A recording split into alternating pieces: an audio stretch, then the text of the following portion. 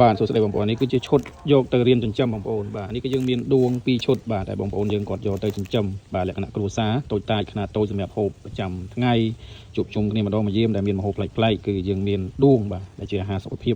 បាទហើយមួយទៀតគឺជាអាហារសុខភាពរបស់សត្វរបស់យើងសត្វចិញ្ចឹមមានពងរុយយកទៅភ្ញាស់ដែរគឺរៀនចិញ្ចឹមដូចគ្នាបាទអានេះគឺយើងទិញតែម្ដងទេបងប្អូនគឺយើងទទួលបានផលសម្រាប់បងប្អូនដែលចាប់អារម្មណ៍ការចិញ្ចឹមសត្វគឺយើងត្រូវតែរៀនចិញ្ចឹមប្រភពចំណីឲ្យបានបាទគឺមានដង្កូវ BSF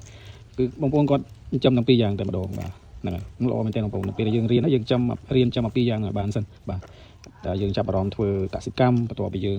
សម្រាប់ពីការងារបាទសម្រាប់ហូបចុកប្រចាំថ្ងៃដាំបន្លែដាំដំណាំ